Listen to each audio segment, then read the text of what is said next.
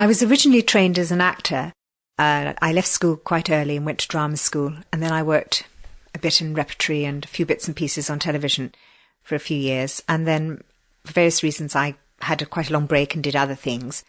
And then when I came to Oxford as a mature student, I got involved in university drama, because Oxford drama is sort of one of the highlights of the Oxford scene and Oxford life. And although I originally had not intended to do this, I found myself being pulled into the scene, and then found myself wanting to get back into that kind of life, because I think once it's in your blood, it remains in your blood there all the time. It's like a bug you can't get rid of. And so I've been trying to work my way back into the business, which is not as exciting and as glamorous as people often think.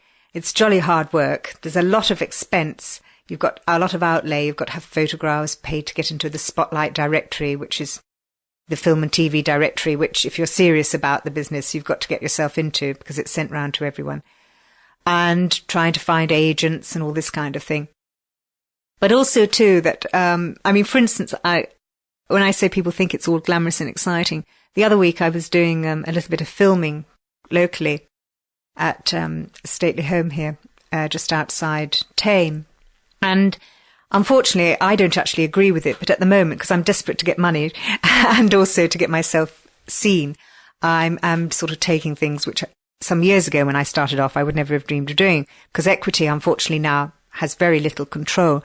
And what these companies tend to do now is they advertise in local papers and publications saying that they're going to be doing some filming and they're having general castings at the local pub or wherever. And I went along to one of these local castings, and of course all these local yokels, as I rather patronisingly termed them, turned up as well. There were one or two people like myself who had professional experience, but the vast majority were all these local yokels, thinking they'd get a bit of excitement.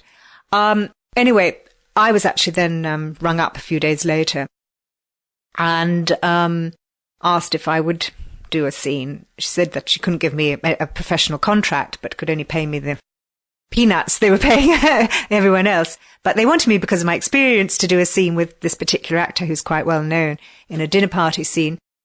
And would I do it? And as I say, I'm trying to get back at the moment. I just thought the experience of doing it and, meeting people and all the rest of it would be quite handy. So I said yes.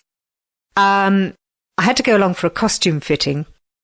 And there were some other people who were going to be in the scene, and some other scenes there then, because it's actually set in the 18th century, this particular film they're making. And I think people were really surprised. This was just simply the costume fitting, let alone when we got to the shooting the following week. The hanging around and waiting. And, people were sitting around feeling really bored and think, oh, this is so boring, waiting for hours till you were called to be fitted and all the rest of it. And so let alone when we actually had to do the shooting and be up at the crack of dawn when you have a 7 o'clock start and you've got to get yourself there. And I think people found this wasn't quite as romantic as they thought. And particularly then when you had to be there for 7 o'clock in order to be dressed so that you were all ready by 9 o'clock. And that didn't mean you were going to start at 9. In fact, our particular scene wasn't used till after lunch. So in actual fact, we had to disrobe part of our costumes so we didn't get our lunch all spilt down them. But our wig and our makeup had all been done. And they were just sitting around yawning, and they wanted to smoke. They weren't allowed to smoke, which I was jolly glad about, because I can't stand people who smoke. But people were really, I think, quite surprised that they had to sit around and they had to be quiet. They couldn't make a noise, because noise just carries so much. Any sound will carry over. And people were feeling really, I think, rather restless and tired, and thought that for the peanuts they were being paid, perhaps it wasn't so glamorous. And then when we actually got round to shooting the scene, they were all animated in between when they were meant to be quiet and were sort of talking and chatting and trying to talk to the leading actors, which of course is a no-no. You do not speak to unless you're spoken to, let alone try to make clever jokes and assume a familiarity, which one wouldn't assume. Even actually, I knew one of the actors, because I know him from something else that I'm involved in. But even I didn't speak to him till he spoke to me first. And here were all these people, and some of them were getting so annoyed about this. But anyway, they were all animators, as I say, before they actually shot the scene. But then when they actually wanted to shoot the scene of us having conversation over a dinner party and being entertaining and amusing and listening to the principal actors, they were just sort of struck like lumps of wood, of course.